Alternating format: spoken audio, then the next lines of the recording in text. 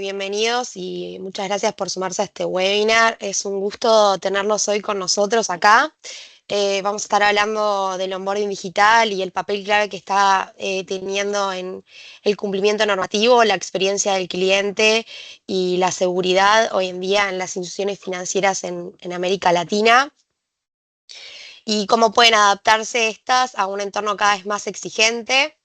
Para eso tenemos a 4 speakers que van a estar contando y navegando un poco todo lo que atraviesa esta temática. Tenemos a Ankit Sharma, que es director de consultoría en Deloitte, Alan Muñoz, presidente ejecutivo para Banco Fiogar, y por otro lado tenemos a Pilar de Jumio Corporation y a Jaime Abreu, que desde el lado de Bankingly.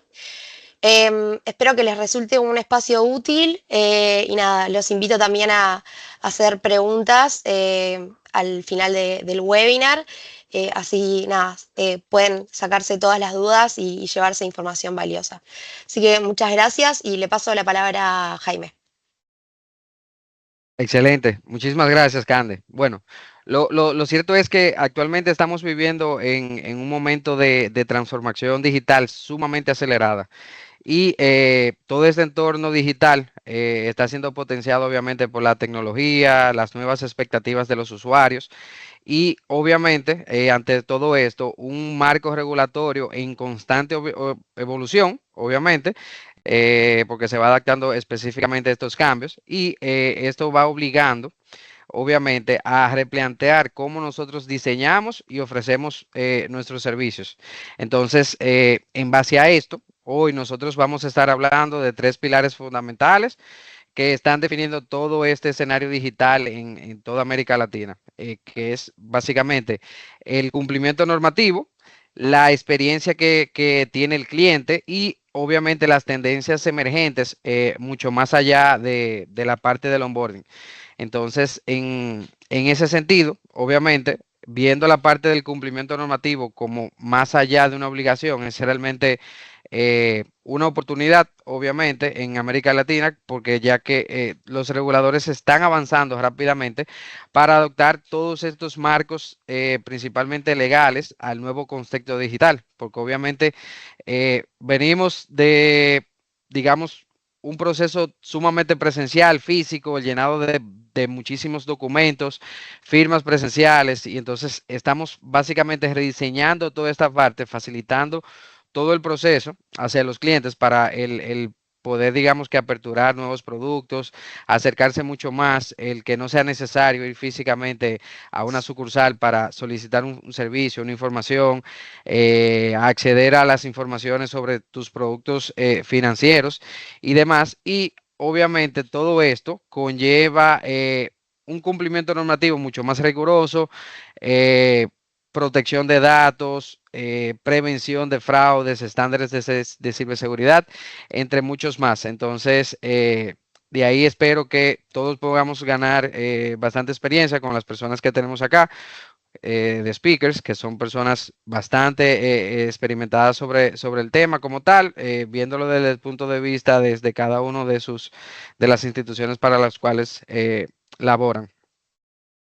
Entonces, de ahí me gustaría que pasáramos a las preguntas. O sea, la idea es que tengamos esta, digamos que conversación, charla y que todos sacamos bastante información. O sea, aprovechen ahí para que vayan tomando nota, anoten sus preguntas, las pueden ir colocando en el chat y ya luego al final entonces las revisamos y compartimos entre todos, si les parece.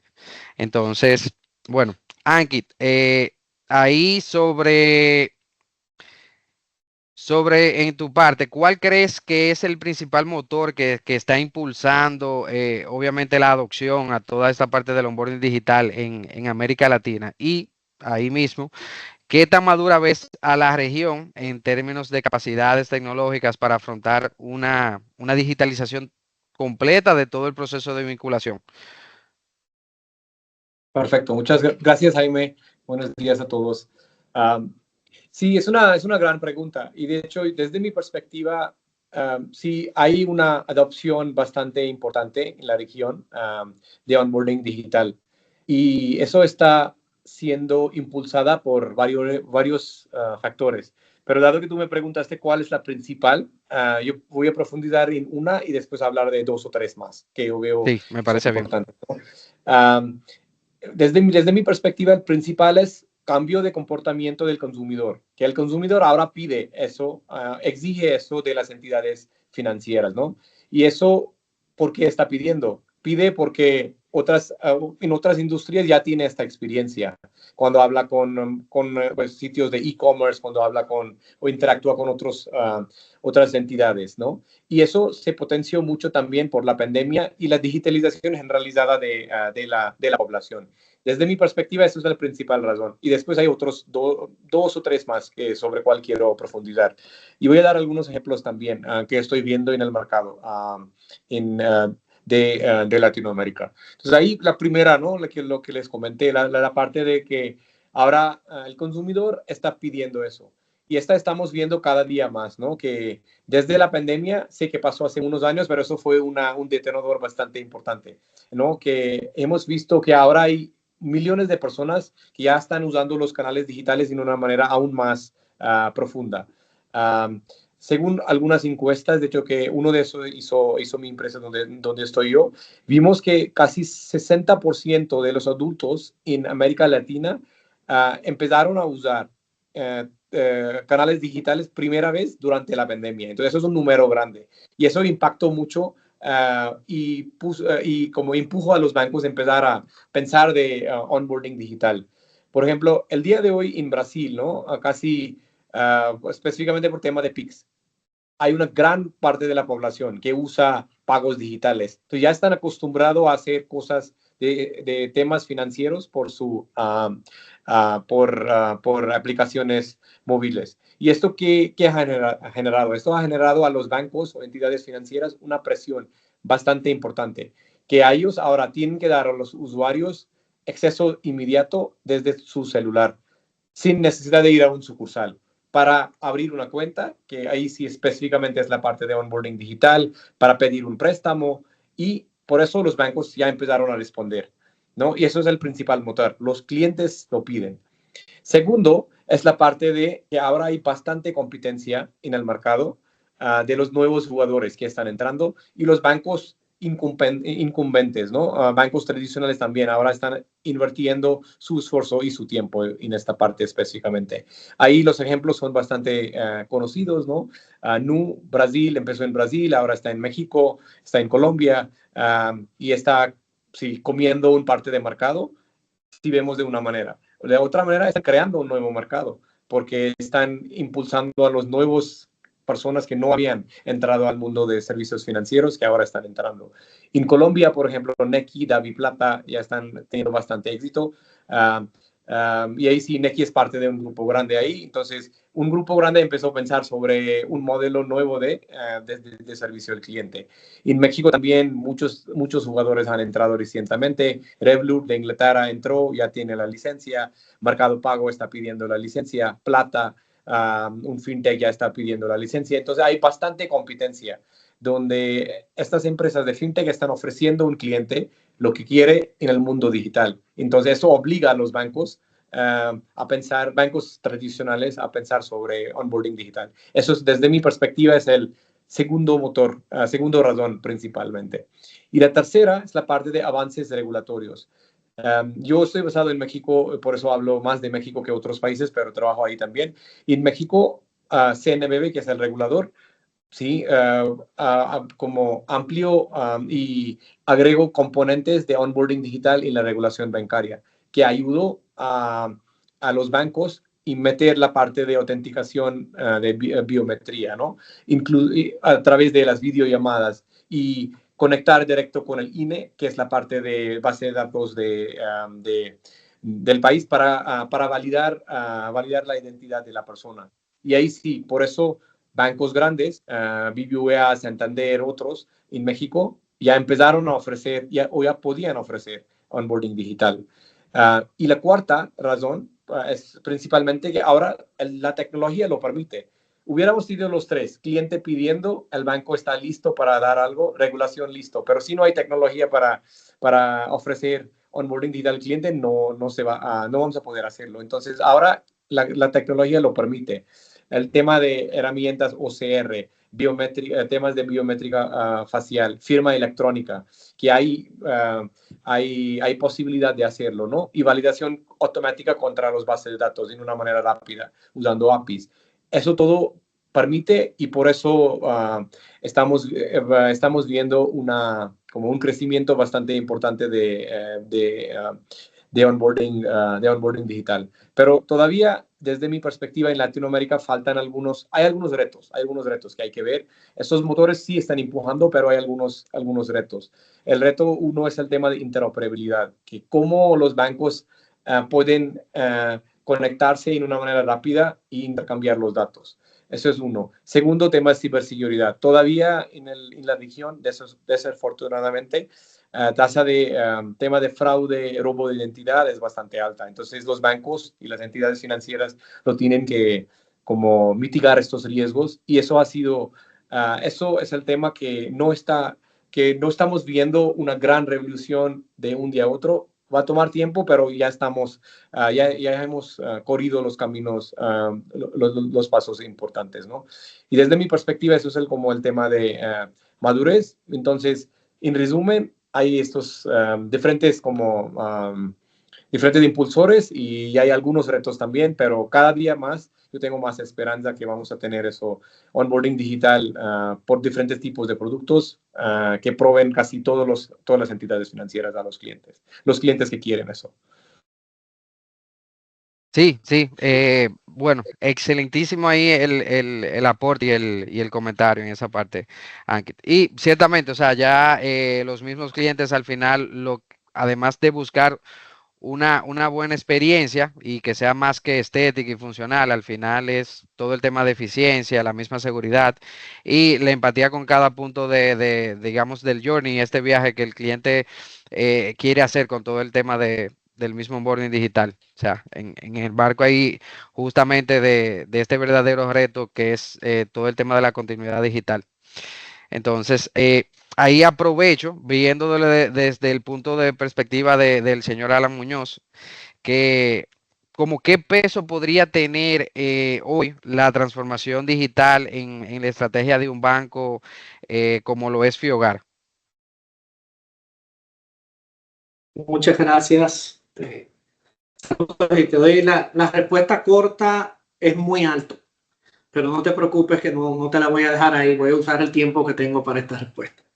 Mira, te comento que nosotros desde hace muchos años tenemos una estrategia de transformación muy estructurada y muy bien marcada. Nosotros entendemos que las oportunidades presentadas por las habilitaciones que hay actualmente en los mismos cambios que mencionaba aquí, de regulatorio, de mercado y de tecnología, están ahí para utilizarse y pueden cambiar mucho el escenario.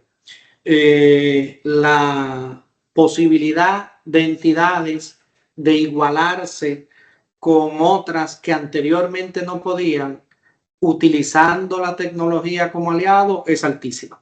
Y nosotros eso siempre lo hemos considerado como parte de nuestra estrategia. Si te hago un poco de historia, en nuestro caso particular, nuestra decisión importante a nivel de consejo de administración de volcarnos de manera agresiva hacia una transformación digital empezó hace 7 u 8 años. Nosotros tenemos 47 años en el mercado y yo recuerdo perfectamente esa conversación en el consejo donde decíamos lo que nos ha traído estos 40 años no nos llevará los próximos 40. Entonces, el peso es importantísimo, altísimo y viene desde las principales instancias de decisión del banco. Para nosotros es una manera no solo de mejorar servicio mejorar operaciones, eficientizar, reducir costos, sino de creación de nuevos productos que nos permiten entrar en segmentos del mercado que quizás anteriormente no estábamos. Si vemos, por ejemplo, el tema de onboarding digital en particular, nuestro primer producto de onboarding digital fue sometido a aprobación del regulador en el 2018, cuando no había regulación en el país. Fuimos el primer, nosotros tenemos un producto llamado Reset, que es nuestra billetera electrónica que operamos dentro del banco como un producto del banco, pero con equipo, identidad y branding propio. Lo operamos como si fuera estilo neobanco. De hecho, muchos de los que mencionó aquí fueron parte de nuestro benchmark cuando trabajamos. Nos inspiramos mucho en Nequi sobre todo, pero vimos muchos de los temas también. Y al momento en que nosotros iniciamos ese proceso, no había regulación. Tuvimos que ir, duramos más de un año con el regulador, demostrando temas de validación biométrica, firma electrónica. Yo recuerdo perfectamente esas conversaciones cuando me decían, pero ¿y cómo es que tú le vas a abrir una cuenta a una persona si no la estás viendo? Y tengo que demostrar, sí la estoy viendo, pero lo estoy viendo diferente. Y te pueden hacer un fraude, hacerte un robo de identidad. Y todavía sigue siendo cierto. Y ahí es donde vienen las mitigaciones de los riesgos, es saber cómo estructurar lo que tienes y cómo lo tienes para minimizar eso, porque el robo de identidad también te lo hace una persona física, que viene con un documento falsificado físico y tienes que saberlo trabajar. Sí, sí. Entonces, las oportunidades de una transformación para una entidad de cualquier tipo son altísimas y sobrepasan por mucho los retos. El tema es saberlo estructurar, identificar cuál es el enfoque que le quieras aplicar. Hay entidades que han utilizado su proceso de transformación para mejoras internas sobre sus productos actuales y eso está muy válido y trae muchísimos beneficios. A nosotros nos ha ayudado muchísimo, por ejemplo, con temas como digitalización de los procesos de crédito, digitalización de los flujos, integrando solicitudes de crédito web. Desde el año 2018 nosotros lanzamos ese producto. En el 2019 lanzamos nuestra billetera y nos ha servido mucho en productos actuales, pero también nos ha servido a entrar a segmentos del mercado distintos y lanzar productos que de no ser por ese proceso de transformación no hubiera sido posible. Yo tengo una frase que repito mucho cuando participo en paneles y digo que tengo que patentarla, voy a tener que registrarla antes que me la vayan a robar. Pero yo siempre digo que en la pantalla del celular todos los bancos somos del mismo tamaño. Entonces, el proceso de correr hacia mejorar la experiencia en ese ambiente es importantísimo. Sí, sí, claro que sí. Eso es básicamente lo que basa justamente eso, de que no solamente ver el onboarding como una puerta de entrada hacia los clientes o igualmente cualquier otro canal digital que tú les estés ofertando, sino que es básicamente el momento, o sea, debe verse como el momento en el cual el cliente forma su primera impresión de la institución, en el caso de que sea un cliente nuevo, pero al igual también cuando es un cliente actual que está viendo realmente que hay varios cambios en la institución y esto digamos que además de que hace el proceso mucho más ágil, obviamente se siente mucho más seguro de que recibe una orientación clara, pero al final se está fidelizando mucho más con la institución, que eso es justamente lo que se busca. Bueno, ahí me gustaría entonces ver cómo Pilar nos puede aportar sobre todas las tendencias de automatización, principalmente en el proceso de KYC, que obviamente Yumi es uno de los pioneros en implementar todo este tipo de procesos y justamente en parte de lo que Alan mencionaba, sí, ver todo ese tema de sobre prevención de fraude en tiempo real, que es principalmente una digamos, de las primeras incertidumbres que los clientes pueden tener, igualmente las instituciones y el mismo regulador como tal. Ahí le paso la palabra a Pilar.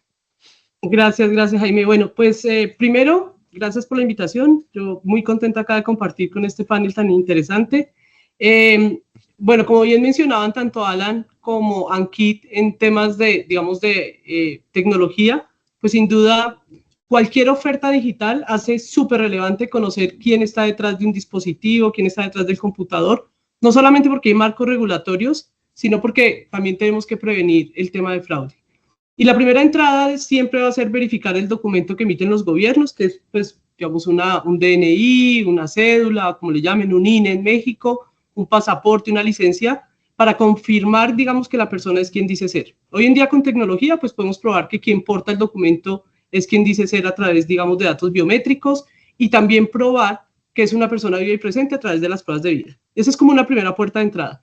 Sin embargo, hoy en día la identidad ha venido evolucionando, como ya veíamos, digamos, por ejemplo, en pandemia, pues verificar los documentos era como lo principal.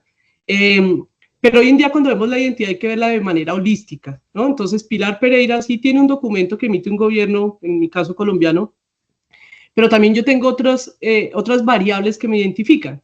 El celular, el número de línea telefónica, qué dispositivo estoy utilizando, la dirección física de donde resido, si aparezco o no en una lista de sanción, qué correo tengo, digamos, asociado como parte, digamos, inclusive de mi identidad. Entonces, dicho esto, pues digamos que hay que verlo, insisto, la verificación de una persona de manera holística. Pero por otra parte, y cuando hablabas de tendencia, pues, y también lo mencionaba Alan, la parte de suplantación de identidad viene desde hace muchos años. Hoy en día con el tema de inteligencia artificial, pues es muchísimo más el auge que viene con identidades sintéticas, con la parte de deepfakes que pues crean rostros para suplantar personas, voces, etcétera, etcétera. Entonces, uno de los temas que hoy en día están siendo tendencia es cómo hacer interactuar todos los datos que tenemos de una persona para poder prever el fraude de manera anticipada, inclusive antes de revisar el documento. ¿Y esto cómo lo hacemos? Nosotros, por ejemplo, en Yumio tenemos una funcionalidad, un módulo que le llamamos Cross Transaction Risk, que es básicamente a partir de los datos que tenemos de las personas, digamos que hay dos frentes que se pueden, digamos, como atacar, ¿no? La primera desde el punto de vista tecnológico y la segunda desde el punto de vista regulatorio, que es fundamental. Entonces, desde el punto de vista tecnológico es como les mencionaba, cómo interconectar todos estos datos. Entonces, como por ejemplo, de manera anticipada, ver si esta persona que presentó un documento o esta biometría que fue utilizada para un proceso de onboarding en una entidad X y fue utilizada para fraude, yo le pueda, sin divulgar los datos exactos, compartir esa información a otras entidades para que puedan prevenir que esa persona es un defraudador. O, por ejemplo, que una persona está aperturando cuentas en diferentes entidades en una hora. Eso es oro en polvo para las entidades porque obviamente me están dando una señal de riesgo que yo no puedo controlar, pero que operadores, digamos, como Yumio, pues sí pueden dar este tipo de información. Y como les digo, esto es oro en polvo para las entidades. Saber que ya un defraudador intentó hacerlo en una entidad, pero ya me están advirtiendo que está llegando a mi entidad a intentar vulnerar mis aplicaciones, pues sin duda se hace muy relevante.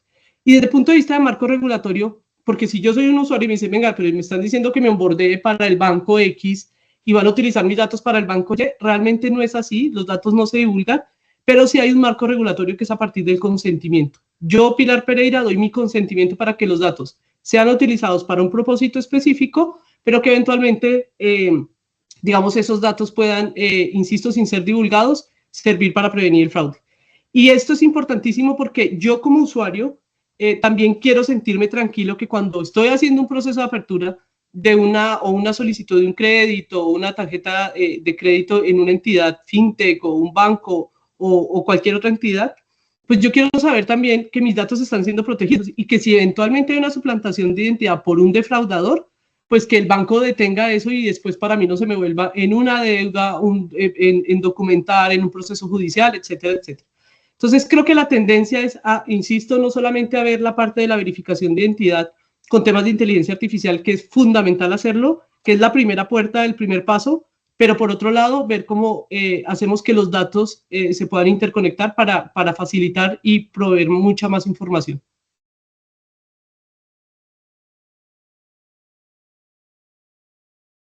Jaime, no te escuchamos. Están muteados, Jaime. Ah, sí, sí, perdón.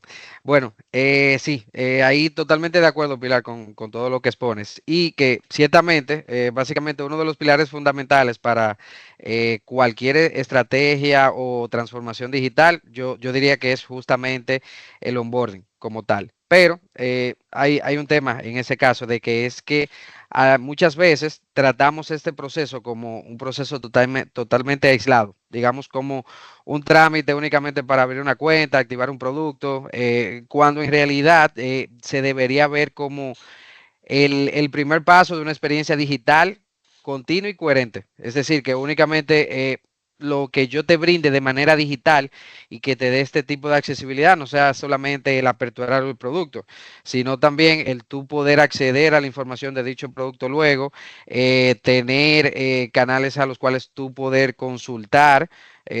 Básicamente darte como todo un omnicanal, que únicamente no se quede en el proceso de onboarding, que sea una experiencia gratificante, pero ya se queda ahí. O sea, ya que, por poner un ejemplo, que tú cuando vayas a tener que cancelar algún producto por una razón X, tengas entonces que visitar la sucursal. O sea, al final no te estoy dando una experiencia digital 360, sino que te estoy capturando mediante un proceso digital, pero realmente el mismo no está siendo totalmente continuo, que es lo que al final uno busca. Entonces, de ahí yo diría que el onboarding debe de contar, o sea, la experiencia del onboarding debe estar bien diseñada y conectada justamente como con algunos puntos relevantes, que es la activación inmediata del producto. O sea, obviamente tú haces el onboarding y si obviamente cumples con todos los requisitos que tú como institución estableces mediante tus políticas y procedimientos, obviamente tú salgas con una activación inmediata de dicho producto.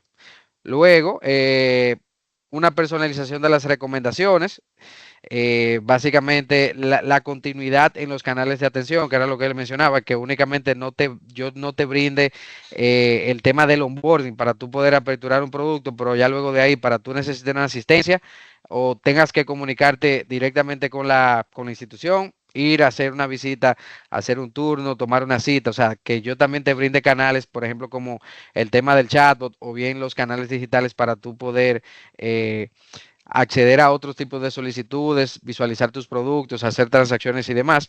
Y obviamente que todo este proceso de automatización cuente con pasos básicamente como bienvenidas, tutoriales, tipo de mensajes bien proactivos, que es al final lo que nosotros como Banking buscamos, o sea, tener un ecosistema digital totalmente completo, o sea, que tú cuentes con todos nuestros canales y que no te obliga a que tú tengas que hacer todo desde un inicio, sino que vayas haciendo justamente una transformación bien pasiva, o sea, te vayas adaptando específicamente a todo y que vayas, digamos que haciendo todo una transformación sumamente progresiva, o sea, que el cliente no sienta como cortes en los procesos, que, o sea, que pueda conocer justamente la marca, dónde se registra, el producto que está utilizando, cómo él recibe realmente el soporte y que dicho soporte, sobre todo, sea totalmente contextual y sin fricciones, que al final eso es lo que uno busca. O sea, ahora ya el mercado con todo este tema digital y digamos que ese público joven, que es al que normalmente las instituciones apuntan, obviamente eso es lo que buscan, o sea, que el proceso sea rápido, sin fricciones, pero que al final sea totalmente seguro. Y justamente para eso es que suelen estar los reguladores por detrás. O sea, tú al final como institución, si quieres que el proceso sea totalmente sin fricción hacia tus clientes, rápido, que entregues algo con calidad y digamos que dé una experiencia bien hiperpersonalizada, pero al final se deben cumplir ciertas normas y tú obviamente salvaguardar todo el tiempo todo el tema de la data que tú capturas justamente con los clientes como tal y evitar justamente todos los temas de fraude. Ahí me parece entonces que pudiéramos movernos a la siguiente pregunta y es justamente para la parte de Anki, o sea, qué aprendizajes claves se ven en proyectos donde las instituciones lograron integrar onboarding digital con altos estándares de cumplimiento como KYC o temas de AML y obviamente cómo deben prepararse para adaptarse a cambios regulatorios sin frenar obviamente la innovación que ya han venido logrando. Sí, perfecto, gracias. Sí, de hecho es una gran pregunta eso, porque yo en mi experiencia he tenido el suerte de estar involucrado con diferentes bancos en México y en la región también sobre el tema de onboarding digital, tanto de crédito y de captación. Y ahí, sí, primero hay que asegurar, ¿no? Eso es, hay que asegurar cumplimiento normativo específicamente relacionado con estos dos temas, ¿no? KYC y lavado de dinero. Y desde mi perspectiva hay como diferentes frentes que una entidad financiera debería considerar para asegurar que la implementación de onboarding digital sea exitoso. La primera, no hablo en orden de importancia, yo creo que todos son importantes, ¿no? La primera, desde mi perspectiva, hablando de tecnología, porque estamos tocando bastante eso, hablo de eso. Lo más importante desde el lado de tecnología es que hay escalabilidad de la tecnología y hay posibilidad de moverlo y ajustarlo en el futuro, ¿no? Porque lo que he visto cuando hablamos de tecnología y ayudamos a los bancos a implementar una tecnología, hay que asegurar que la tecnología es flexible. Ahí les digo por qué. Porque la regulación puede ajustarse en un periodo de tiempo. Entonces hay que poder ajustar. El cliente puede puede empezar a esperar otro tipo de información o otro tipo de experiencia en el onboarding digital. Entonces hay que asegurar que con algunos ajustes muy específicos, que el desarrollo sea dividido en diferentes módulos, podemos ajustarlo sin cambiar todo lo que una entidad financiera ha implementado. Desde mi perspectiva, eso es el primer tema que hay que ver. La segunda, que yo creo que tocó un poco Alan también, es el tema regulatorio. Cuando eso empezó hace unos años, no existía una regulación específica a eso. Entonces, pero el día de hoy, por lo menos en algunos países ya existe. Y hay que pedir aprobación al regulador. Entonces, en lugar de ver regulador como un tipo policía que me está pidiendo alguna información y hay que darlo, desde mi perspectiva, colaboración con ellos en una etapa muy temprana ayuda bastante. Y eso hemos hecho en los proyectos donde nosotros hemos estado involucrados con diferentes bancos. Involucramos al regulador desde inicio y en una manera formal, informal, eso depende de la relación, depende de la manera en la que el regulador está trabajando, pero involucramos desde inicio. Por ejemplo, ¿no? Por ejemplo, en Colombia y en Brasil también, en México sí, pero no tanto. Los reguladores empezaron con un concepto que se llama Regulatory Sandbox. ¿Y eso qué significa? Eso significa que los bancos o las entidades financieras pueden probar algún modelo nuevo en este sandbox para ver cómo funciona, tener los aprendizajes, ir ajustando el modelo. Y en los países donde ya está implementado en la región, globalmente sí, en Inglaterra, en Singapur ya está muy bien avanzado este tema. Así es como los bancos o las entidades financieras están probando nuevos modelos. Y eso ayuda mucho para probar, para tener una alineación temprana con los reguladores para que después no haya tantos retrasos, ¿no? Y la otra es la parte para asegurar el tema de cumplimiento y el éxito de la implementación es el tema organizacional. Hay que involucrar diferentes áreas desde día uno. Muchas veces lo que vemos, de hecho yo veo también en muchas organizaciones, la parte de onboarding digital está empujado, que debería estar empujado por el lado de negocio, por el lado de altos directivos del banco, pero algunas veces el área de tecnología, el área de regulación, el área de operaciones no está tan involucrado en eso desde el día uno. Y eso no debería pasar. Las áreas tienen que estar involucradas, tienen que trabajar de una manera manera colaborativa, manera ágil, para que los requerimientos de regulación específicamente, porque estamos tocando el tema de KYC y Anti-Money Laundering, que están incluidos en el diseño de la solución, para que al final no haya sorpresas, ni para el banco ni en el regulatory filing que el banco va a hacer para pedir el permiso, ¿no? Eso es un tema bastante importante.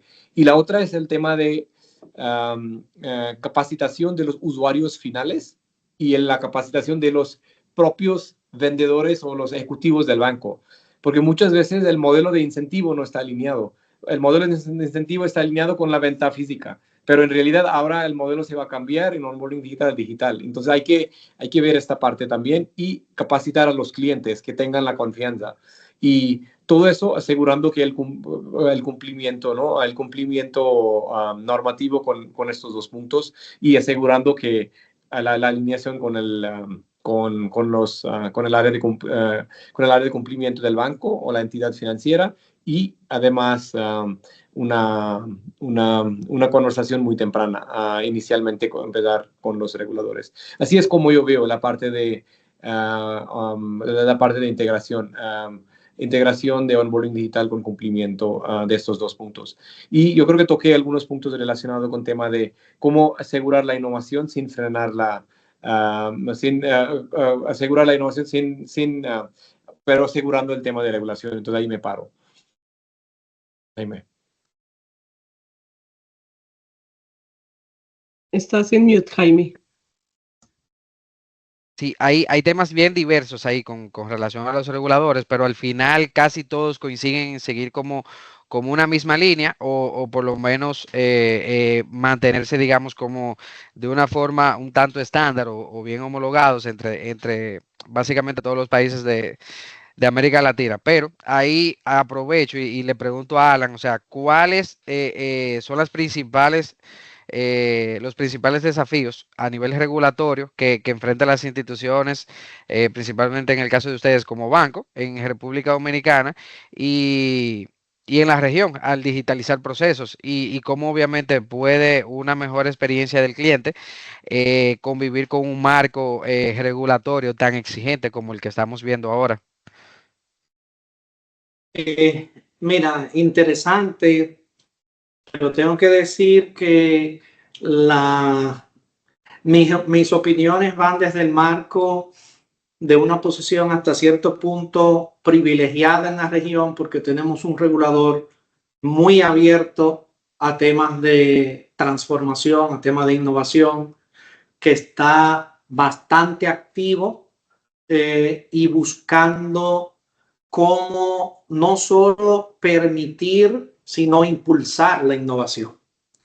Y es una situación, conozco bastante bien las regulaciones regionales, comparto mucho con colegas de diferentes países y me queda claro, de hecho lo hago tanto en el ámbito bancario como fintech, y me queda claro de que la situación de Dominicana no es necesariamente un reflejo uno a uno de la situación de todos los demás países. Entonces, dentro de esto, igual no dejan de haber retos importantes para que la regulación no solo que no frene la innovación, sino que la impulse.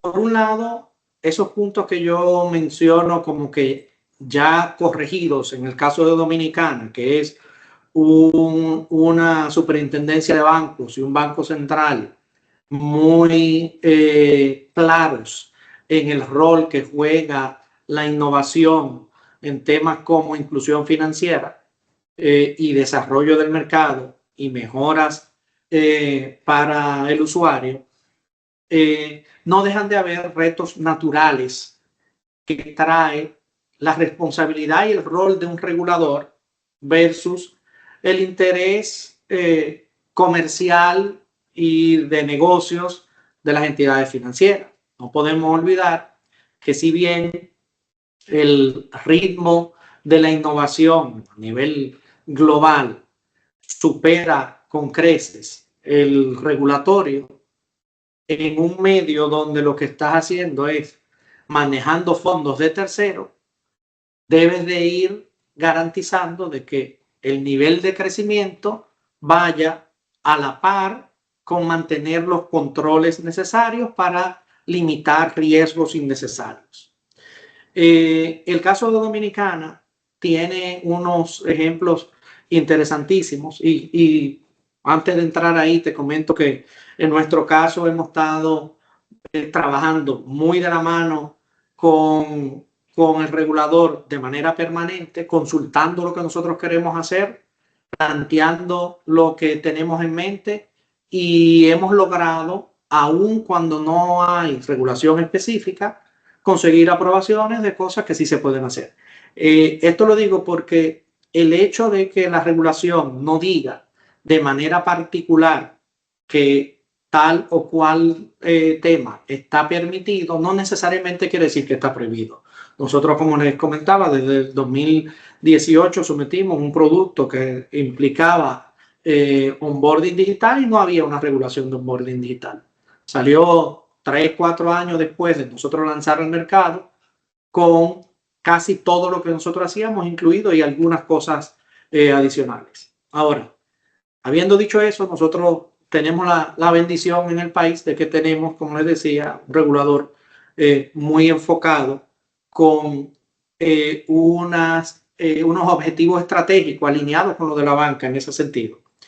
Y tenemos una regulación que incluye desde, aquí se llama la circular de modelos novedosos, que es lo más equivalente a lo que fuera un sandbox regulatorio, que te permite testear productos donde la regulación existente no abarca lo que quieres hacer o no existe una regulación existente para lo que quieres hacer. Tenemos circulares de onboarding digital, tenemos productos impulsados por el regulador para facilitar la apertura digital de productos, como cuenta de ahorro básica, por ejemplo. Y tenemos un supervisor que tiene un app para usuarios del sistema financiero con más usuarios que la mayoría de apps de los bancos. Tiene más de 400,000 usuarios a nivel nacional con un app de pro usuario. Entonces, viven de por sí lo que es el proceso. La superintendencia de banco hace onboarding digital. Y eso evidentemente es una gran ventaja. Ahora, habiendo dicho esto, como te decía, no dejan de haber desafíos. Hay desafíos regulatorios que van desde el ritmo de crecimiento, qué tan rápido puede la innovación permitirle a una entidad crear nuevos productos, testear, probar cosas nuevas, que no necesariamente va alineado con el ritmo de crecimiento de la regulación, que evidentemente son temas que llevan unos procesos necesarios que su enfoque es distinto. Para eso hay soluciones, como el tema de los sandbox regulatorios, que están cada vez más viéndose a nivel regional ya implementados. Colombia, por ejemplo, tiene ya hace un buen tiempo una regulación de sandbox que es pionera casi en la región, y México, por ejemplo, tiene ley fintech. Y ese es otro tema que es interesante ver. ¿Hasta qué punto la regulación habilita o frena la innovación? Es muy debatible. Tienes el caso de México con la ley fintech, primera ley fintech en toda Latinoamérica, pero tienes que ver si el nivel de desarrollo después de la ley fintech habilitó más soluciones de las que hay habilitadas en otros países latinoamericanos que no tienen ley. Entonces, no necesariamente una regulación robusta que habilita es necesariamente un obstáculo para que no se creen cosas. Muchas veces hay regulaciones alternas que no son específicas, pero que te ayudan a tú decir, mira, por aquí, por la parte de regulación de prevención de lavado, me decía que si un cliente tiene un perfil bajo de riesgo, le puedo hacer un onboarding simplificado. Y por allí me dice que si yo tengo un cliente que va a hacer esta y aquella cosa, yo puedo verlo de tal manera. Y quizás no tienes una regulación de onboarding y puedes hacerlo con otro tipo de regulaciones que habilitan. Y luego, aparte de eso, yo creo que uno de los principales obstáculos o retos, más que obstáculos, es el entendimiento claro del regulador, de lo que quieres hacer. Puede que la regulación no te lo diga específico, pero toca la puerta, dirígete, explica bien, demuestra que en la experiencia que nosotros hemos tenido es que no me han dicho que no. Me han hecho mejorar muchísimos productos. Me han hecho cambiar muchísimas cosas que nosotros lo teníamos con un enfoque y lo que han hecho es ayudarnos a salir con una oferta mejor. Entonces, no necesariamente la falta de regulación, una regulación distinta, te limita. La necesidad de regular sí podría en un momento limitarte. No la regulación por tal, sino que es lo que hay detrás. Lo que hay detrás es la necesidad de que una actividad sensible como la actividad financiera tenga controles. Y esos controles a veces lo trae la regulación, pero muchas veces deben de ser internos. Entonces a veces creemos que porque el regulador me pide esto, entonces me está limitando la innovación. No necesariamente, quizás lo que te está haciendo es ayudándote a innovar con control, que es tan necesario como la parte comercial de la innovación. Luego me preguntabas, la segunda parte decía, experiencia del cliente con el marco regulatorio. Definitivamente una mejor experiencia del cliente convive con un marco regulatorio y ese puedo decirlo de todas las regulaciones que yo conozco. Yo no he visto una regulación específica que te diga que muchas de las cosas que puedes hacer para mejorar la experiencia de usuario no la puedas hacer. Con esto no estoy diciendo que no hay nada que podría mejorar. Estoy diciendo hay muchísimas cosas que te ayudan a mejorar tu experiencia de usuario que no necesariamente son temas de regulación y por esas hay que empezar. Nada te limita a que tú puedas facilitar el proceso dentro de la app con menos clics. Nada te limita a que tú puedas poner los botones del tamaño y el color que necesitas. Nada te limita a que a los productos que ya tienes aprobado le agregues funcionalidades digitales. Puede que si no tienes onboarding digital como regulación y la regulación local prohíba hacerlo, no puedas hacerlo por esa vía, pero puedes mejorar la experiencia con procesos híbridos. Entonces, la limitante es la apertura de la cuenta. Bueno, pues entonces abre la cuenta semiautomático, pero si obligatoriamente, sí o sí, el cliente tiene que ir a firmar en una sucursal porque se firma físico, entonces lo que haga cuando llegue a la sucursal puede ser digital. Entonces, haces el proceso y terminas firmándote, pero dura menos tiempo. No es el óptimo, pero lo mejoras.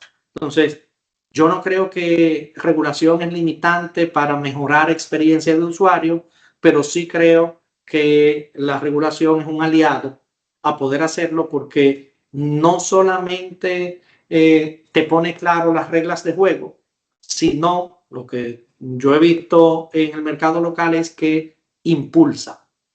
No todas las entidades están pensando como quizá pensamos nosotros, que es qué hay en el mercado global que me permita hacer algo y déjame impulsar a que eso se haga en el mercado local. Hay otros que simplemente están viendo lo que se puede hacer, lo que están haciendo los otros, lo que te ayuda y eso lo hacen. Y la regulación ayuda mucho a impulsar eso, a que el que estaba un poquito más rezagado, cuando ve que sale la regulación, eso empieza inmediatamente a impulsar en muchos de los actores locales y genera la competencia que hace que todos terminen haciéndolo. O sea que es un gran habilitador. Nosotros tenemos el enfoque un poco diferente. Nosotros lo que decimos es que no somos tan especiales, que lo que está pasando en el mundo entero no va a pasar en Dominicana, solamente que va a llegar después. Entonces, Sí. tratamos de hacerlo nosotros primero. Excelente. Sí, no, y sobre todo ayuda muchísimo, Alan, a que el mismo regulador básicamente ya esté encaminado o vaya por la misma línea todo este tema de de la transformación digital, que justo como usted dice, no solamente sucede en América Latina, sino es algo que está sucediendo en todo el mundo. Quizás, como bien menciona, sí algunos vayan un poco más lentos, un poco más rezagados, pero justamente ya es hacia donde todos vamos en ese sentido. Ahí, bien, me gustaría entonces que Pilar nos dé justamente algunos aportes de su parte, o sea, de cómo las tecnologías, principalmente de verificación de biometría, ayudan justamente a cumplir con estos estándares regulatorios internacionales. Como ya esos que mencionamos a partir de la parte de KYC o AML, viéndolo ahí desde el punto de vista de Jumio. Gracias, Jaime. Bueno, sí, en efecto, digamos que, como bien mencionaba Alan, el marco regulatorio sin duda puede ser digamos, un reto, depende cómo se vea, o puede ser sin duda una plataforma de colaboración para apoyar a las entidades en transformación digital, en que tengan mejores procesos, en proteger los datos del usuario. Ya hemos visto, digamos, que el tema de marco regulatorio, sobre todo, y yo me voy a ir un poco al tema de la protección. Hay alguna pregunta con temas de AML que también voy a contestar, pero en principio el tema de protección de datos, digamos que muchos países hoy en día lo vienen trabajando. Bueno, GDPR en Europa, que digamos que hace toda la protección de datos y hay que ser compliance para poder buscar una plataforma que apalanque este tipo de procesos. Digamos, estamos viendo la ley de protección de datos de Chile que salió el año pasado, también ya hablando de portabilidad de datos, de yo cómo manejo mis datos como usuario y que yo soy la propietaria y le puedo exigir a las entidades qué hacer con mis datos. Y por otro lado, pues digamos, todo el marco regulatorio que existen ya en todos los países para todo lo que es conocer a su cliente y toda la parte de lavado de activos.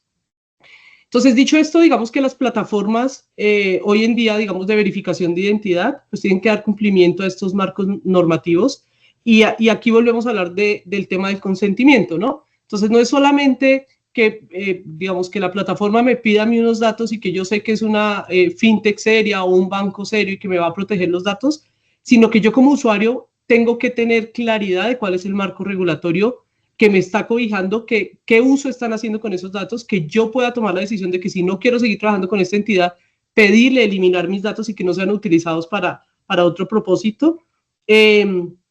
Y por otro lado, los retos que tienen todos los gobiernos hoy en día con la parte biométrica. Hay una ley hoy en día en Estados Unidos, en el estado de Illinois, que es la ley BIPA, que exige a los operadores como Jumio que la protección de los datos biométricos pues tenga un marco, digamos, de seguridad importante, porque no se pueden compartir los datos.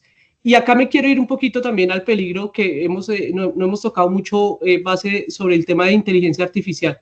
Pero básicamente lo que está pasando hoy en día con el tema de los datos biométricos principalmente es que la inteligencia artificial está siendo utilizada por los defraudadores para hacer suplantación o digamos, esta creación de deepfakes que puede ser utilizado para suplantación de identidad, para creación de nuevos rostros y simular que es una persona real, o utilizar, digamos, audios de personas ya existentes para, digamos, defraudar a los usuarios.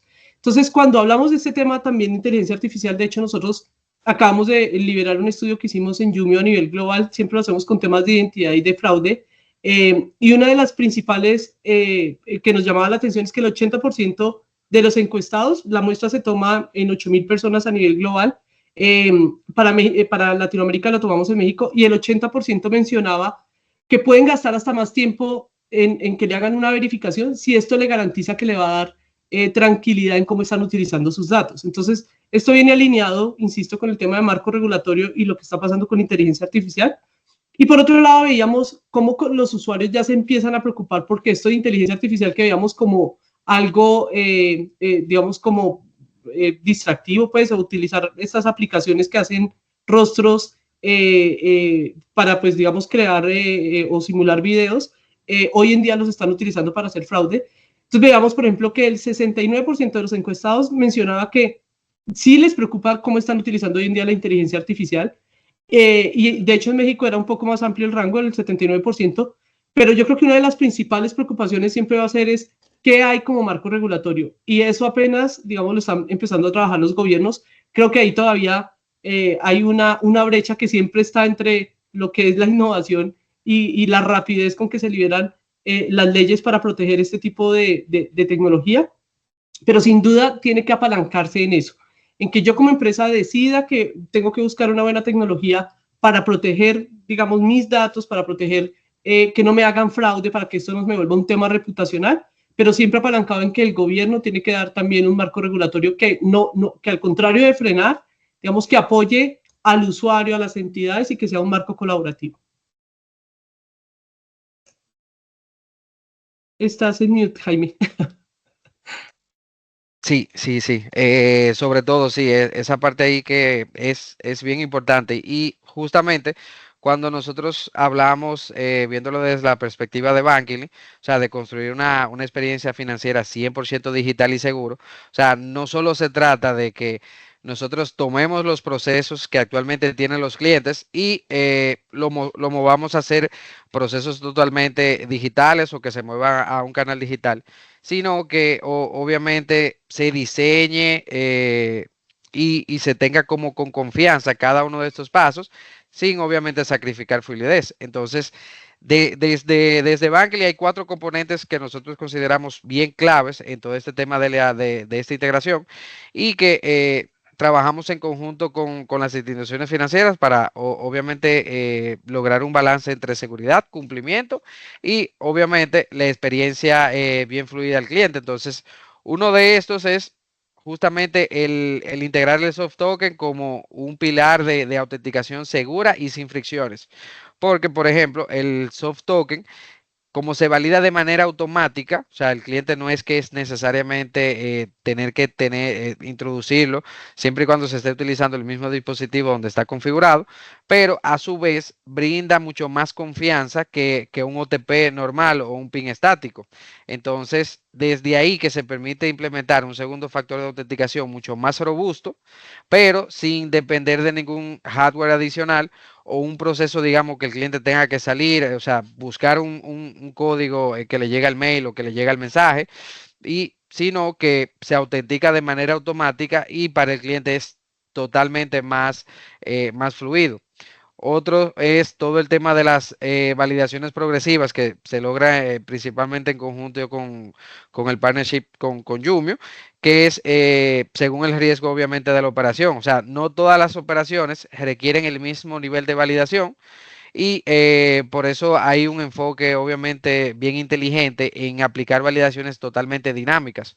O sea, en algunos casos lo vemos principalmente en las pruebas de vida que Yumio realiza, dependiendo donde el cliente esté tomando, digamos que la fotografía, si el cliente está utilizando lentes, pero en su documento de identidad se ve sin lentes o está utilizando una gorra, Yumio toma uno que otro fotograma más para analizar justamente toda esta información. Entonces, de ahí que el proceso de validación se hace totalmente dinámico.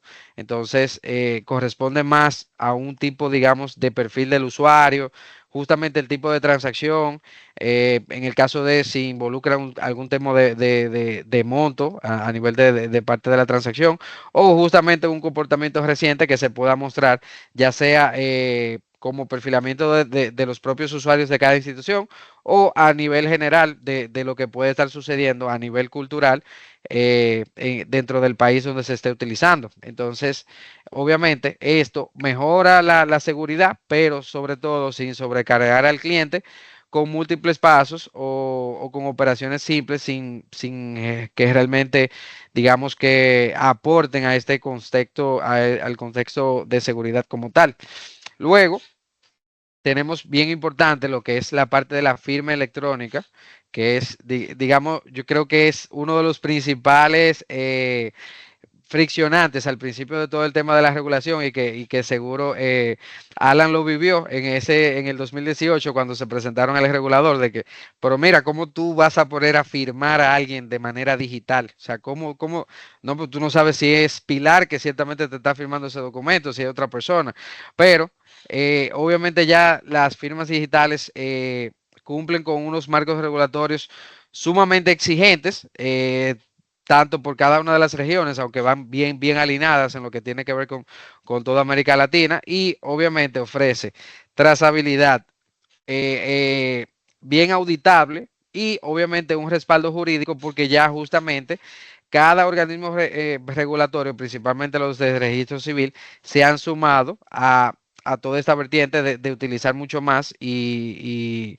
todo el tema de las firmas digitales como tal. Ahí viene todo el parte de la firma autógrafa, firma con el certificado digital, una firma desatendida, entre otras, muchas que se utilizan dependiendo de cada uno de los países.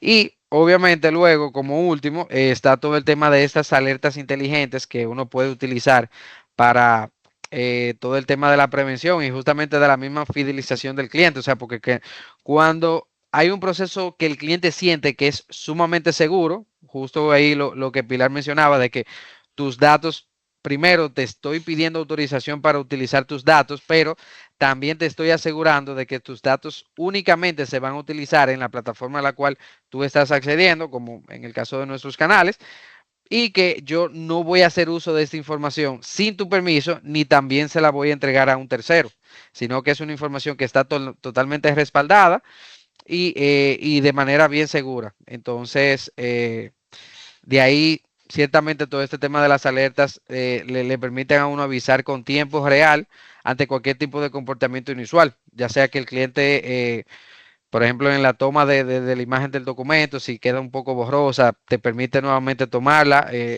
y hacer ciertas validaciones que realmente son sumamente importantes. Y es que todos estos elementos son realmente bien clave de integrar, o sea, cuidando obviamente cada paso digital que sea bien claro, rápido y confiable sobre todo, y que así es como obviamente uno va construyendo una verdadera relación digital basada principalmente en temas de seguridad y brindándole confianza al cliente como tal.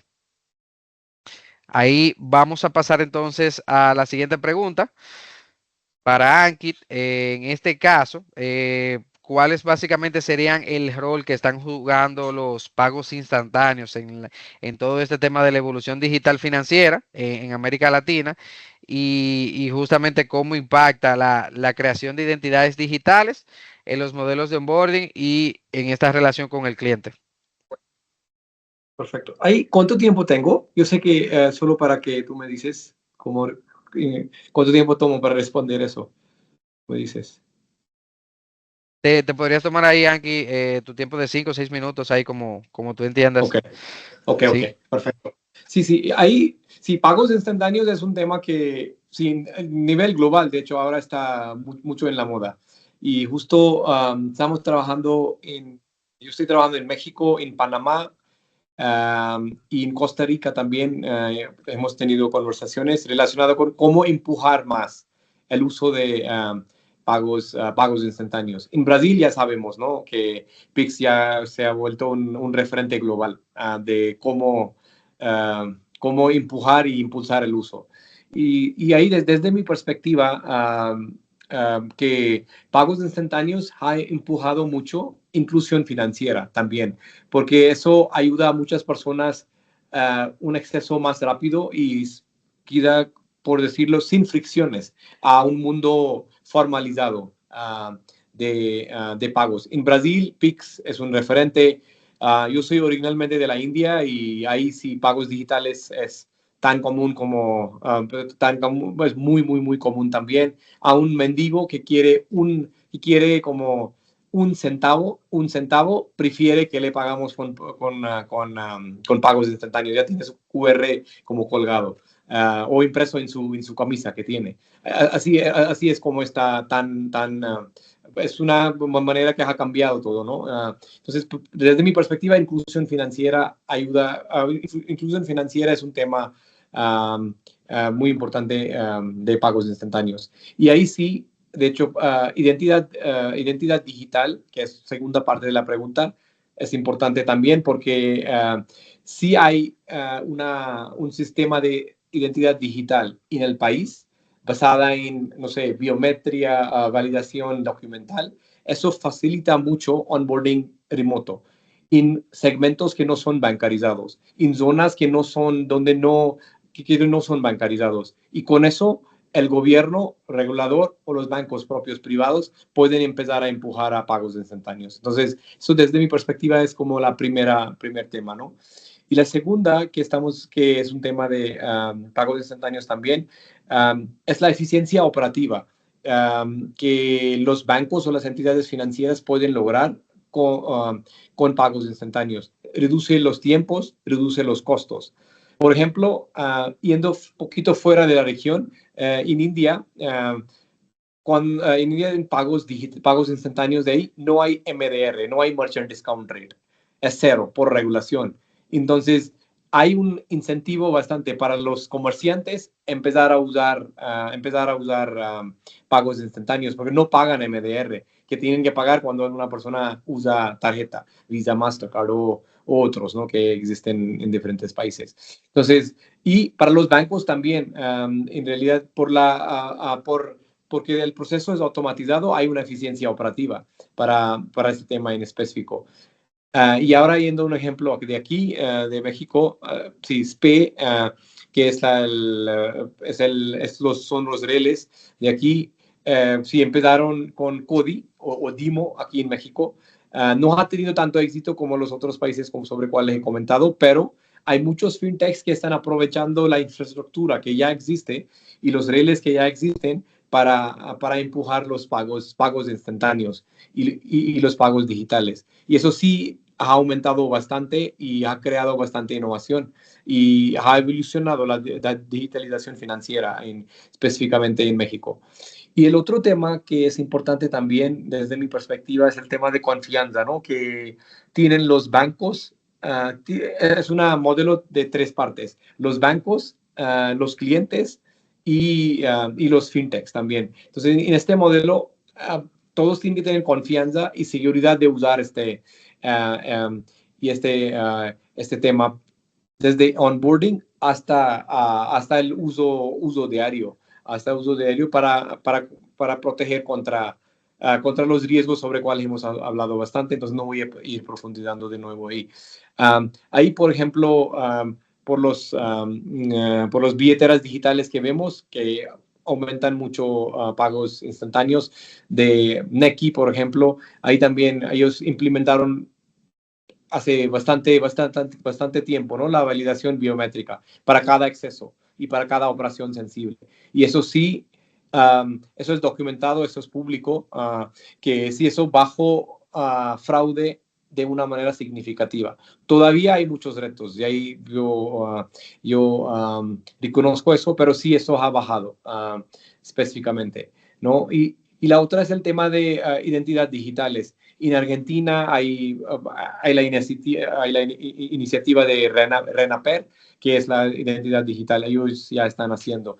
En México, ahora, de hecho, en el plan México, que apenas sobre cual el gobierno está hablando bastante, y lanzó la nueva presidenta, que todavía ya no es nueva, ya ha pasado bastantes meses, que ahí la parte de identidad digital es muy importante también. Entonces, el gobierno ve identidad digital como un impulsor para la inclusión financiera, porque eso hace el tema de onboarding bastante smooth, ¿no? Bastante seamless. Y ahí sí, un referente, regresó a mi país de origen, India. Ahí sí hay una identidad, hay un sistema de identidad para todas las personas que existen ahí, 1.4 billones de personas, que hay un sistema ahí donde el cliente, una persona, ya tiene su identidad verificada. Hay un sistema que se llama DigiLocker, donde todos los documentos suyos ya están. Entonces, hacer un onboarding para un banco es tan simple de el cliente da algunos credenciales y el banco va DigiLocker para sacar la información. El cliente no tiene que subir los documentos que se necesita tampoco. Entonces, eso aumenta bastante y hace simples mucho el onboarding digital. Sé que algunos países no están ahí y algunos países van a estar muy pronto, pero desde mi perspectiva es un círculo virtuoso entre el onboarding digital para tener las cuentas, después tener todos los temas para empezar a usar los billeteras digitales, atrás los cimientos del tema de identidad digital. Así es como yo veo esta parte de pagos instantáneos y identidad digital, Jaime. Excelente. Bueno, ahí entonces, si me permite, el señor Alan, y si puede comentarnos un poco sobre básicamente todo lo que estuvo comentando Anki desde la visión desde Banco Fiogar sobre esta parte. Bien, lo primero es que estamos muy de acuerdo en prácticamente todo lo que comentaba Anki. Creo que son los puntos críticos. Tener en cuenta que muchos de estos son habilitados a nivel gobierno, sobre todo la parte de identidad digital, que es proyecto país. La parte de pagos instantáneos es proyecto sector, aunque impulsado por el regulador, pero yo diría que va en ese mismo orden de onboarding, transferencias instantáneas, identidad digital. Identidad digital sin duda alguna te habilitaría muchísimos servicios adicionales que mejorarían muchísimo la experiencia de usuario, pero también reduce muchísimo el fraude. Tienes casos como la experiencia de Estonia, por ejemplo, o la India, donde han avanzado muchísimo en tema de identidad digital y permite la entrega de muchísimos servicios que anteriormente eran físicos de manera digital, pero ya no solo los financieros. En cuanto a pagos instantáneos, la verdad que hay un impulso muy grande en la región.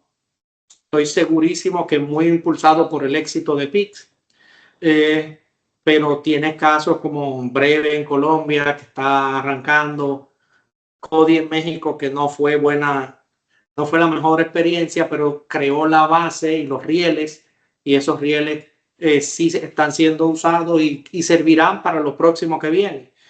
Ahí también sirvió mucho a nivel regional Codi para dejar lecciones de algunos de los obstáculos que hay que solventar. A nivel nacional, nosotros en Dominicana tenemos también un proyecto de pagos instantáneos caminando, impulsado por el Banco Central. Se espera que para el próximo año esté ya operativo, que coge las mejores experiencias y las puso como parte de los requisitos del regulador que debe cumplir el sistema de pago instantáneo. Entonces tiene temas empezando porque la infraestructura que mueve todo esto, si la creas desde cero, te permite muchísima flexibilidad, porque son infraestructuras por APIs que ya te permite hacer prevalidación de cuentas, confirmación de entrega del dinero, request for payment para hacer pedido del dinero. Y lo otro, que para mí fue parte de donde hubo un poco del reto en México con Codi, es que se va por un modelo tipo Pix que tiene un alias y ese alias es el alias principal que te permite ser de diferentes formas. Puedes poner un email, puedes poner un usuario. ¿Qué pasa? Que el alias en pagos instantáneos se puede convertir en imagen. Entonces, ahí es donde pasa lo que decían aquí, de que conviertes lo que originalmente estaba pensado como P2P, transferencia instantánea persona a persona, se convierte en un impulsor de pagos instantáneos de comercio. Y eso impulsa muchísimo no solo la inclusión financiera, sino la integración de comercios pequeños a pagos digitales. Por más que se ha impulsado la integración de pagos digitales por tarjeta, y hay muchísima tecnología que habilita, desde Tap to Phone para pago directamente en un teléfono, POS móviles que no te cobran monto físico. Tienen casos, por ejemplo, grandísimos en México de Click. y las propias billeteras que te permiten hacer pago de uno a uno. Pero sin duda alguna, un medio de pagos instantáneos nacional que force a todas las entidades a tener que estar, que permita convertir en imagen o tener un alias común para que te paguen de cualquier sitio, crea los rieles para que los pequeños puedan cobrar servicios comerciales en lo que es una red pensada en pago persona a persona. Y luego, si pasa como en el caso de Brasil, donde el MDR se está prohibido cobrarle comisión de intercambio por el procesamiento del pago, eso impulsa muchísimo el comercio, pero también crea un reto, porque al final no es gratis, alguien lo tiene que pagar. O sea, no es verdad que vas a poner al país a crear la infraestructura, a las entidades financieras, a hacer todos los cambios para facilitar las transferencias, para facilitar los pagos, y que de repente lo que era a través de una terminal y te estaban cobrando una comisión de intercambio X por comercio, ahora es gratis y mágicamente aparece, alguien lo está pagando. Entonces, parte del reto importante es cómo se comercializa, porque hay que mantener la infraestructura, hay ingresos actuales que los incumbentes no lo van a perder, y hay que ver cómo eso hace transformar el modelo de negocios. Yo creo que el reto importante va a estar cuáles son las entidades que se dan cuenta que ahora hay otros tipos de relaciones que te agregan valor. Quizás, como vi, por ejemplo, en el caso de Brasil, que había impulsado a muchas entidades, era, bueno, estas relaciones que yo tengo de clientes que entraron no para que yo les procese pagos, sino por cualquier otro producto, yo puedo facilitarle la vía de que ellos cobren a través de los pagos instantáneos del país, y yo entonces quizás compensar eso por tener la cuenta, y si incrementas el balance en promedio de tanto, entonces te doy tal cosa. Pero vienen unos retos importantes. Por un lado, de hacer el sistema que sea económicamente factible para que dure en el tiempo. Y por otro lado, en cómo integrar actores que quizás no están todavía al nivel que requiere la infraestructura común que deben de estar.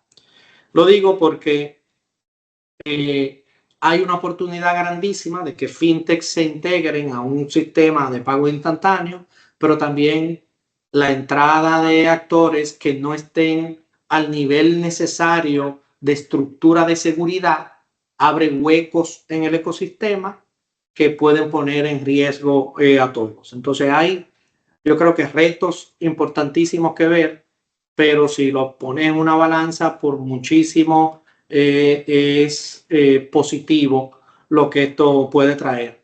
Incluso hasta a nivel de fomentar posteriormente temas impulsados por Open Banking y Open Finance, son rieles que sirven para muchas otras cosas.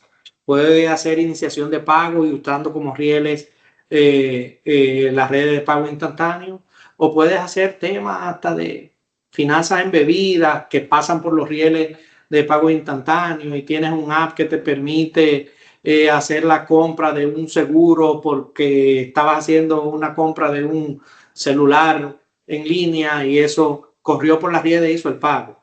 O sea, oportunidades hay muchísimas, también hay muchos retos, pero ya el panorama está bastante claro porque hay muchos proyectos con bastante tiempo recurrido. El caso de UPI en India, por ejemplo, es tremendo, y Pix en Latinoamérica, el rey. Excelente.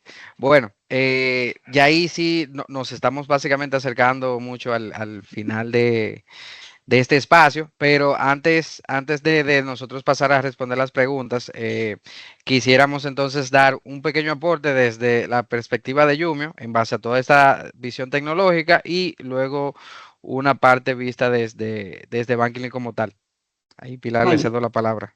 Gracias, Jaime. Bueno, yo sé que ya se nos agota el tiempo, así que lo voy a hacer muy breve y me gustaría resumir, digamos, en todo lo que hemos visto.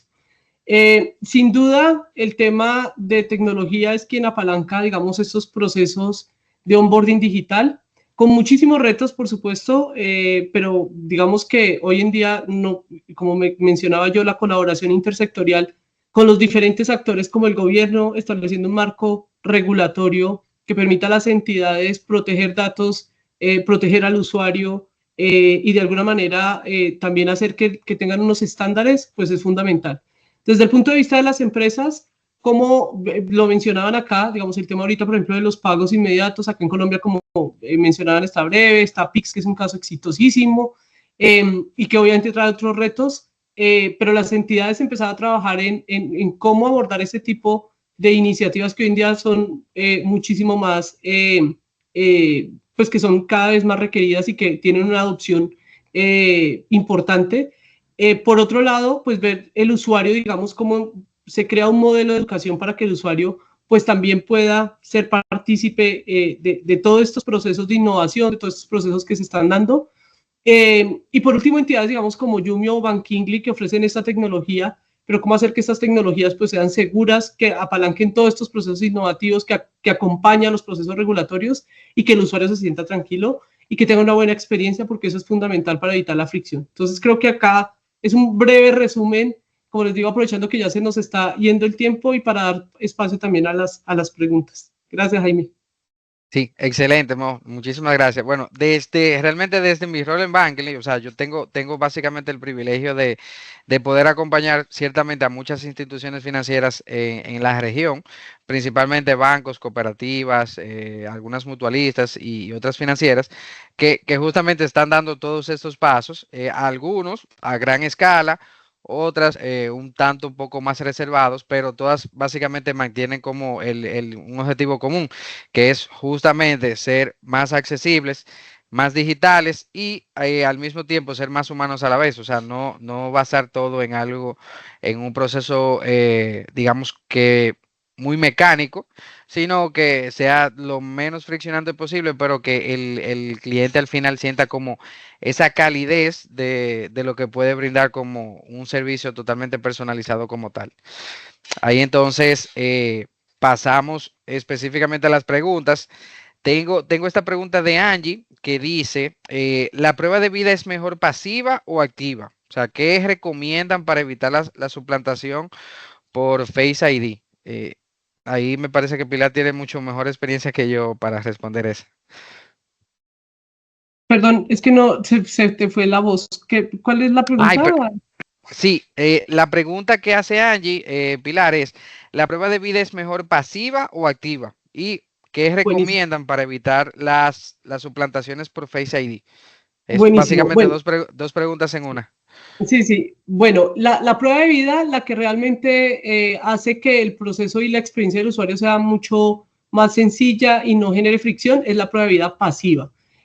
Porque la prueba de vida activa lo que tiene es que tiene movimientos o exige movimientos a la persona en ciertos tiempos, con ciertos marcos, entonces sonría, mueva la mano, póngalo en tal frame, y eso hace que haya muchísima fricción. Por otro lado, digamos que también está probado que la prueba de vida pasiva hace unos micro iframes que básicamente lo que permite es que de alguna manera digamos, estos micro videos pues sean pruebas reales de que hay una persona viva y presente. Y hoy en día existen otras tecnologías. De hecho, nosotros acabamos de lanzar una que tiene que ver con una gama de colores para evitar que justamente sean deepfakes. Entonces, sin duda, la prueba de vida pasiva es la que hoy en día hace más fácil el proceso y es la más segura. Excelente.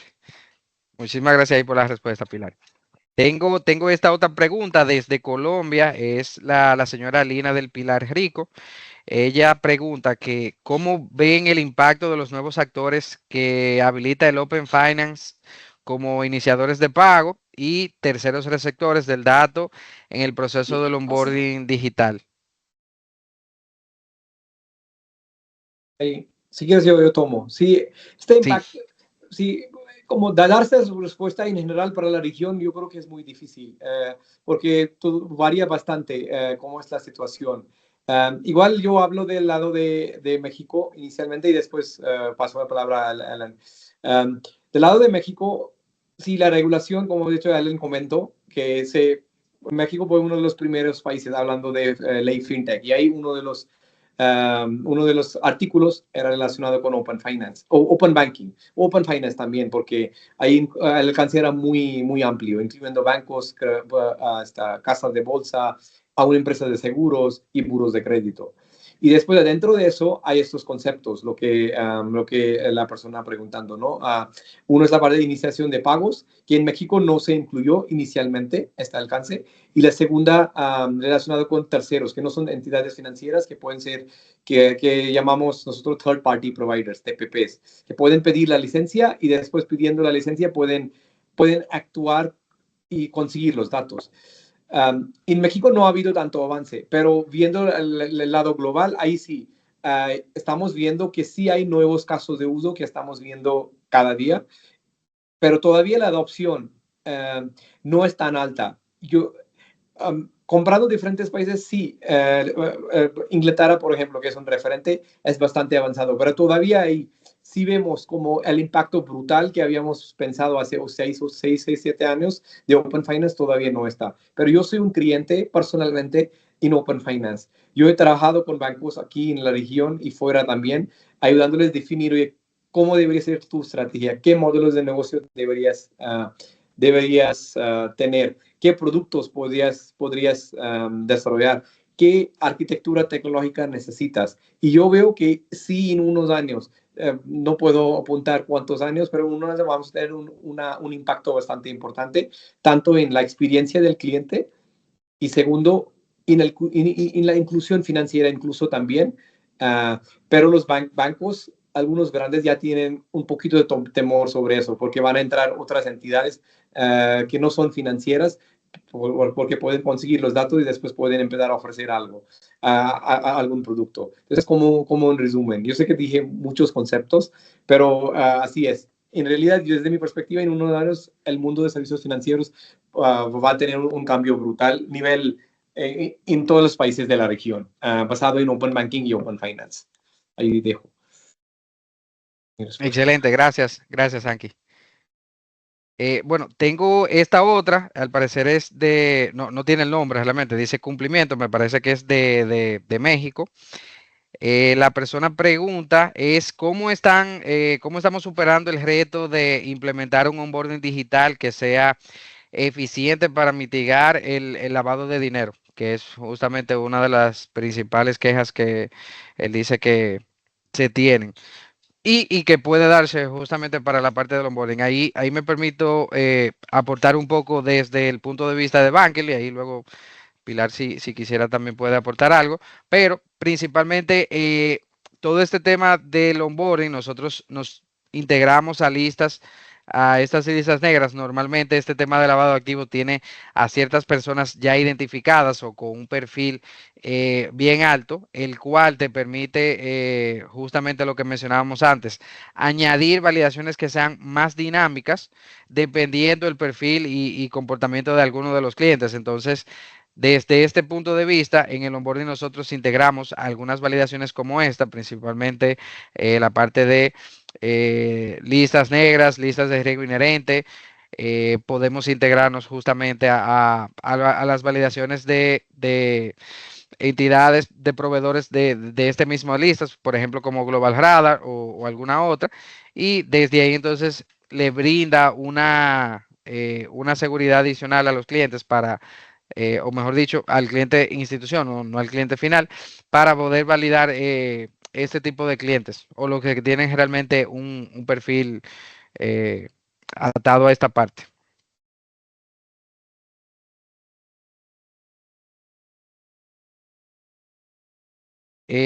Tengo esta otra de Priscila Albuquerque. Ella nos pregunta que considera que los marcos regulatorios entre los países de la región se asimilan en su mayoría o entienden que existen muchas diferencias. En caso afirmativo, ¿cuáles podrían ser estas diferencias?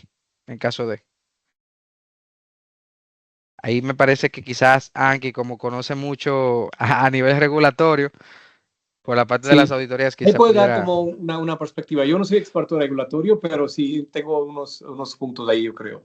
Sí, Ujú. hay algunas similaridades, pero yo creo que existen gran diferencias desde mi perspectiva. Similaridades son que el tema de regulación de Basilea, de Gafi, ¿no? Que es el tema de acción financiera internacional. Esos son similares entre los países. Objetivos de la regulación normalmente suelen ser comunes también, ¿no? Seguridad, seguridad de la protección del consumidor, el tema de inclusión financiera y cosas así. Pero desde mi perspectiva, esos son los similaridades. Después existen diferencias, específicamente en como nivel de desarrollo o sofisticación de la regulación. En algunos países, sí hemos hablado, México empezó y del tema de ley fintech. En algunos países, el día de hoy también en la región, todavía no existe un marco específico sobre eso. Y eso sí, regulación da certidumbre, en realidad, que oye, da un poquito de certidumbre. En México sí, no quiero profundizar mucho en México sobre el tema de ley de fintech, pero sí, el nivel de desarrollo es diferente, ¿no? Y el enfoque podría estar diferente también. En algunos países los reguladores son muy proactivos desde mi perspectiva. Ahí hay apertura, puedes tener una conversación. Si quieres llevar el cobro bancario de un banco a una nube, hay que pedir permiso. Hay apertura de su lado para hablar antes de que empieces el proceso formal. Y en algunos países, yo he visto personalmente trabajando por mi empresa que no hay tanta apertura. Y después, las realidades de diferentes países son diferentes en la región.